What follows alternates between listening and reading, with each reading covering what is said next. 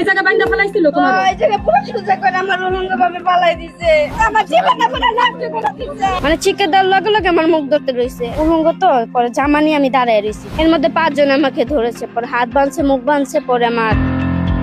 একটি নতুন বাসার নতুন পরিবেশ আর স্বপ্নে ভরা একটি সংসার স্বামীকে নিয়ে বেশ ভালোভাবেই দিন কাটছিল এই গৃহবধূর কিন্তু নতুন বাসায় ওঠার পর ধীরে ধীরে তার জীবনে নেমে আসে অন্ধকার একের পর এক পাশবিক নির্যাতনের শিকার হয়ে তার স্বাভাবিক জীবন পুরোপুরি বদলে যায় কি ঘটেছিল সেই রাতগুলোতে কেন দীর্ঘদিন মুখ খুলতে পারেননি তিনি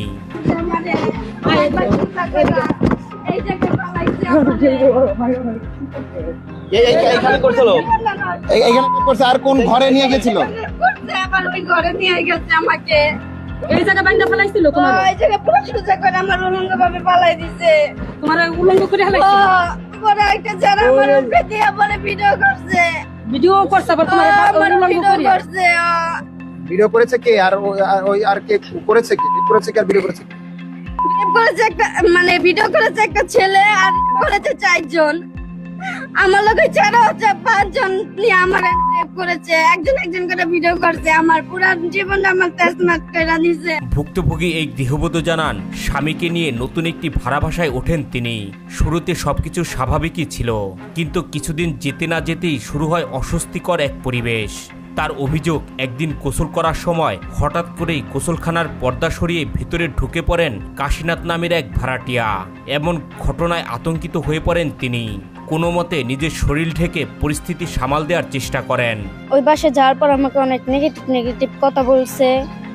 আমি কোনো মাইন্ডে নিয়ে আমার জামাইটা বলছে এই জায়গাতে রুম ছেড়ে দিতে যে যখন গোসল করতে যেতাম তাহলে পর্দা মানে কোনো দরজা নেই ওখানে মানে পর্দা দিয়ে গোসল করা লাগতো তো পর্দা দিয়ে গোসল করতে ঢুকছিলাম পরে ম্যানেজারের জামাই কাশি না দিয়ে ঢুকে গেছে তা আমি কোনো মাইন্ড করি নাই শরীরে জামা মানে উলঙ্গ তো পরে জামা নিয়ে আমি দাঁড়ায় রয়েছি যে আই আঙ্কেল আপনি ঢুকছেন কেন আপনি তো একটু কাশি দিয়ে ঢুকতে পারেন না কে আসছে তো আপনি জানতেও তো পারেন না পরে কোনো জবাব দেয় না পরে আমি বিচার দিয়েছিলাম ম্যানেজারের বোর কাছে মানে হেল্পর কাছে বিচার দিচ্ছে কোনো দিকে কোনো ইয়া করে না শব্দ করে না তার অভিযোগ এটাই শেষ ছিল না এর কিছুদিন পর এক রাতে তার স্বামী কাজের জন্য বাড়ির বাইরে ছিলেন ঘরে একাই ঘুমিয়েছিলেন তিনি গভীর রাতে আচমকাই তার ঘরে ঢুকে পড়েন 2 যুবক ফার্স্ট প্রথম রানা আরেকটা ছেলে মানে আমার ঘরে ঢুকছিল রাতে 11টা বাজে আমি ঘরে শুয়েছিলাম আমার জামাই কামে গেছে আমার বাপ মার লাগে বাপ মা মাজারে দোকান দিছে আমার জামাই ওই দোকান দিছে 4 দোকান আমার জামাই কামে গেছে গা তা আমি তো বাসায় একা তাহলে আমি তো রাতের 11টা বাজে ঘুমাই না মানে হ্যাঁ না থাকলে আমি ঘুমাই না আমার চোখে ঘুম আসে না তাহলে আমি ঘরে ছিলাম এর মধ্যে দিয়ে ঘরে ধাম করে মানে দরজায় যাতে সিটকানি আটক মানে ভিতরে ঢোকা যাবে এরকম সিস্টেম আছে দরজার সিটকানি যাতে ধাক্কা দিলে খুলে যাবো পরে ধাক্কা দিয়ে ঢুকছে এর মধ্যে আমি চিৎকার দিতে এর মধ্যে আমার মুখ ধরছে ভুক্তভোগীর দাবি তার মুখ ও হাত চেপে ধরেন এবং তাকে ভয়ভীতি দেখান এরপর তার উপর চালানো হয় পাশবিক নির্যাতন এবং সেই ঘটনার ছবি ও ভিডিও মোবাইল ফোনে ধারণ করা হয় মানে চিৎকার দেওয়ার লগে লগে আমার মুখ ধরতে রয়েছে এর মধ্যে আমি চিৎকার দিতে পারি না পরে আমার সাথে এরকম করছে আরেকটা ছেলে আছিল মাস্ক পরা আমার ভিডিও করেছে মানে আমি কোনো শব্দ বলতে পারি না এই গৃহবধূ অভিযোগ করে বলেন ঘটনাটি কাউকে জানালে তাকে প্রাণে মেরে ফেলার হুমকি দেওয়া হয় এবং ধারণকৃত ছবি ও ভিডিও সামাজিক যোগাযোগ মাধ্যমে ছড়িয়ে দেওয়ার ভয় দেখানো হয় আমাকে বলতেছে যে চাকু নিয়ে ঢুকেছিল যে আমাকে বলতেছে তুই যদি কারো বলে দাস এই যে এই চাকুটা দিয়ে তোকে আমি মেরে ফেলবো আর তোর ভিডিও আমি ছেড়ে দেবো তাই আমি কারো বলি নাই আমি আমার জামাইরেও বলি নাই আমার জামাইরে আমি টাচও করতে দিইনি আমার ছেলে কিন্তু এখানেই শেষ হয়নি তার দুর্ভোগ এর পরের ঘটনা আরো ভয়াবহ এক রাতে মুজিবর নামের এক ব্যক্তি তার ঘরে প্রবেশ করে এবং তার উপর চালানো হয় নির্যাতন এ সময় বাইরে থেকে কয়েকজন সহযোগিতা করছিলেন বলে অভিযোগ করেন তিনি মুজিবর ম্যানেজার নিয়ে বাইরে পাহারা দিচ্ছে মুজিবর আর সামাল লাগে এসব করে গেছে আর বলতেছে আমার কাছে ভিডিও ছিল তেল তোরে ছাইরা দিবা তোকে মাইরা ফেলাই বইরে বলছে আমাকে মানে আমি শব্দ বলতে পারি না যদি আমাকে মানে মেরে ফেলে তা আমি কি করব কিন্তু সামনে যে আরো ভয়ঙ্কর পরিস্থিতি অপেক্ষা করছিল তা তখনও বুঝতে পারেননি তিনি ভুক্তভোগীর অভিযোগ এক রাতে বাড়ির ম্যানেজারের স্ত্রী কথা আছে বলে তাকে বাইরে ডেকে নেয় রাত তখন প্রায় 3টা তারপরের দিন আইসে মেয়েদিওর আইসে আমাকে ধরছে রাইতে মানে ম্যানেজার নিয়ে আমাকে ডাক দিছিল যে এই আমি না বাইরে আমার ওখানে ঝামেলা হয়েছে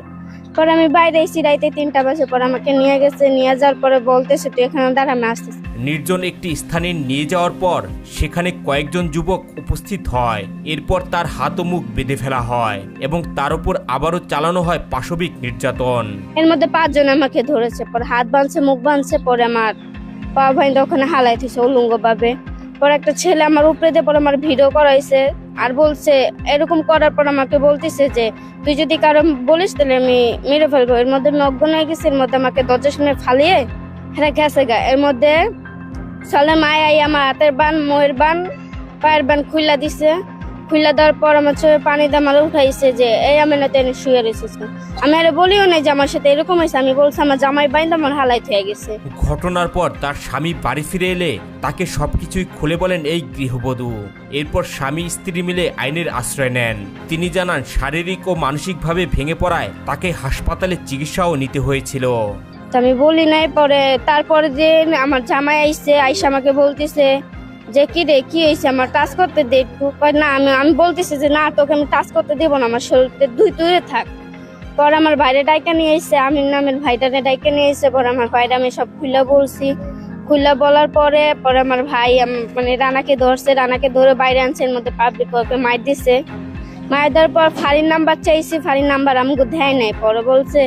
যে ওখানে একবারে ফাঁড়িতে জায়গা, ফাঁড়িতে গেছি আমরা। ফাঁড়িতে যাওয়ার পর মামলা করছি। আমাকে বলতেছে ফাঁড়ি থেকে যে কেউ যদি জিজ্ঞেস করে তাহলে বলবা যে বাড়ির ঝগড়া হয়েছে। পরে ওই জায়গায় যা একই কথা বলছে যে বাড়ির ওই থানায় এই কথা বলছে যে বাড়ির সমস্যা হয়েছে। পরে আমার এই জায়গাতে পাঠিয়ে দিছে হসপিটালে, তোমার ঢাকা মেডিকেল পাঠিয়ে দিছে, ইমার্জেন্সি ঘেটে পাঠিয়ে দিছে। ওখানে থাকছি আমি আজকে কালকে আনছে, কালকে নিয়ে আমি থাকছি মনে হয় এই 11 দিন। আমার টেস্ট হয়েছে, টেস্টে দেখা গেছে নেগেটিভের থেকে পজিটিভ আইছে। পজিটিভে মানে